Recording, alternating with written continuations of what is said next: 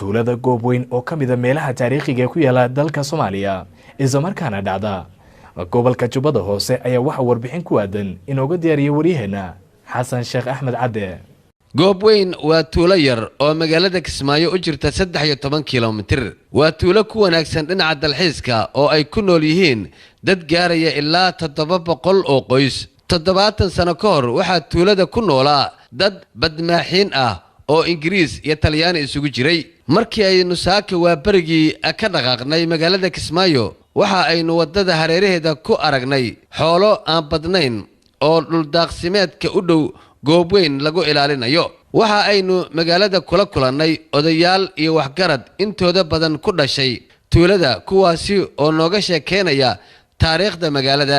waxa odayaasha ka mid ah oday 99 jir ah oo u soo joogay xilligii Talyaanigu isticmaalayeen magaalada goob weyn.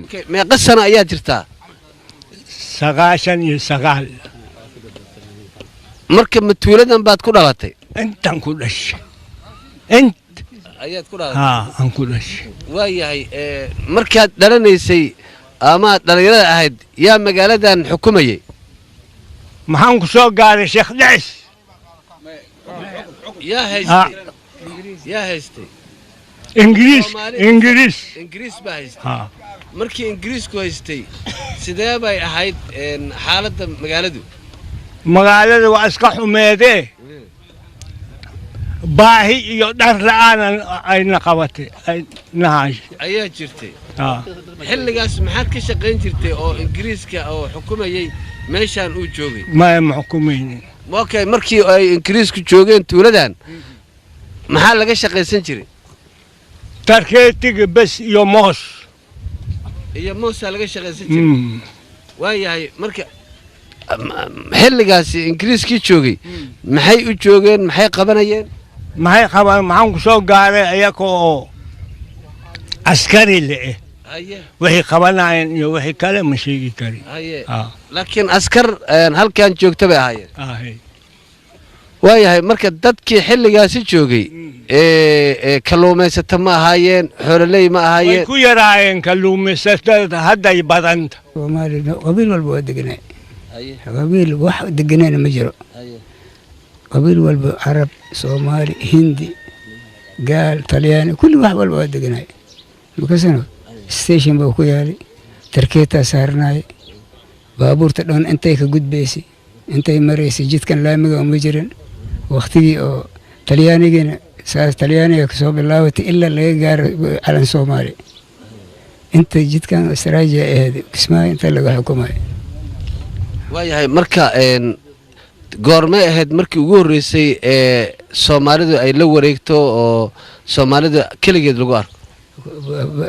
waxa leeyahay sanad ma xisaabi kar laakiin makasano sanad xisaabteeda ma hay.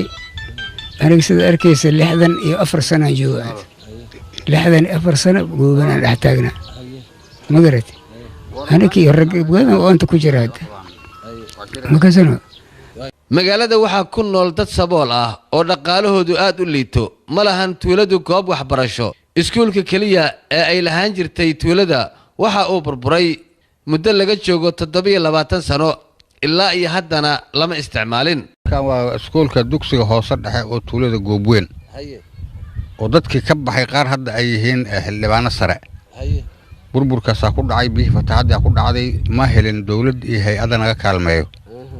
sidaas uu yaala ishada ku haysaa. waxaan u baahanahay in dawladda Jubbaland inay gacan naga siiso iyo hay'adaha maxalliga. waxaan ka codsanaynaa ilmahayn waxbarasho ma haystaan, dugsi ma haysan, iskool hadda oo qaablo hadda oo hoose dhexe ma hayno.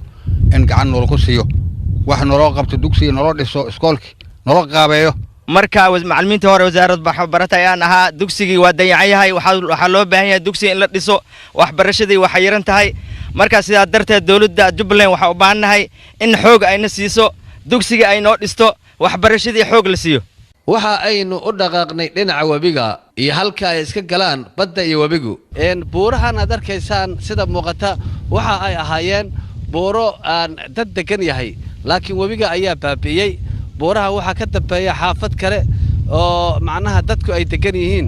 waxaynu aragnay dad gaari dameero wata oo biyo ka soo dhaansanaya webiga kuwaasi oo aynu wax ka weydiinay sababta ku kalifaysa in ay biyo wasakh ah cabaan biyahan waxaan u isticmaalayaa ilmo jadaaci iga qabo inaan ku rusheeyo hadirtaan intaan yarba dhibay ugu tahay inaan ordo oo biyihii mataqaana ilmihii aan gaarsiisan ayaan rabaa intay cirbad mago kalkaaliyaas iga imaanay marka biyaha ma cabayaan waa cabayaan aayad kalma ma hayno marka laakiin maadaama aad leedahay waa inaan ku rusheeyaan rabaa biyahan soo wasakh ma ahan oo ayaga laftigooda cudur ma dhali karaan si fiican waa dareemi karna inay dhali karaan laakiinse aayad Allah noo keeno abtiyo aayad ma hayno annaga shacabka hadaan nahay aayad ma hayno aayad Allah noo keeno marka waxa macnaha ceelal oo nadiifa miyaan la heli karin annaga waxaan joognaa meel la yiraahdo qabriga sheekh ceelal ma heli karna dhibaato kala kulmaan hadii oonkii macnaha qamqam geeya xoolahaas ku kalifa biyo la'aanta ku kalifaysa hadii webigaan u yahay arkaysa guduudkiisa waxba lagu ma jeedo badda ka awood badan oo dhanaan markii waxay noqonaysaa in dhibaato iga timaado cusbada badda ka imaanaysa qasab dhibaato uga maata waa dhamaadaan way disha way rafaadisa xoolaha waxaan soo arkay meelo aad xirteen oo biyo xireen la yiri maxay ahayd meeshaas biyaha waxa markuu webiga oo soo fatahado ayuu tuulada ku shubaa biyaha kadibna markaas hay'ad oo watan la yiraahdo Castro ayaa nooga caawimay iskaga xiran hadda xoogaa yar macnaha sidii hore way dhaantaa biyaha soo fasadan webigu magaalada markuu fataho magaalada ayuu toos u galaamiyaa waa galaa magaalada laamigu tagaa guriyaha ka qaxaya waliba halkan waxaan u ahaan jir macallimiintii hore wasaaradda waxbarashada beertaan hadda aan dhex taaganahay anaga ayaa iskale marka waxaan u baahanahay in la ii garab qabto matooro iyo wax macnaha xoog la isiyo waya marka maxay yihiin beertaan iyo geedahan dhaadheer aan arkayno maxaa ka baxa waxaa ka baxa qumbo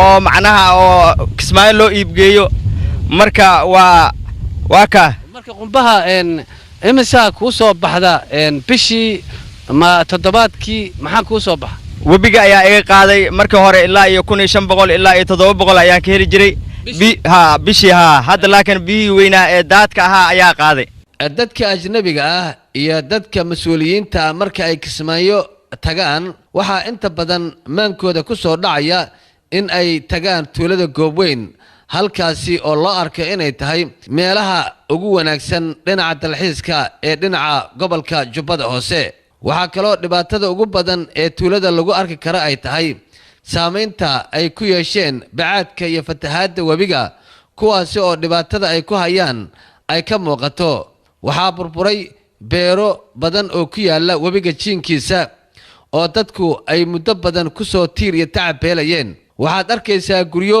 markaasi bacaadku qariyay kadibna markii ay fatahaadda webigu ku timaado guryahaasi ayaa dib loo arkayaa dadku inkastoo ay sabool yihiin haddana waa dad muruqmaal ah oo ka xoogsada dhinaca badda ama webiga oo kalluumaysiga ayay inta badan waxa ay ku hoolan yihiin dadka ku dhaqan tuulada waa dad dhaqaalahooda ku xiran yahay beeraha xoolaha iyo weliba kalluumaysiga xasan sheekh axmed cadde Somali Cable tuulada Goobweyn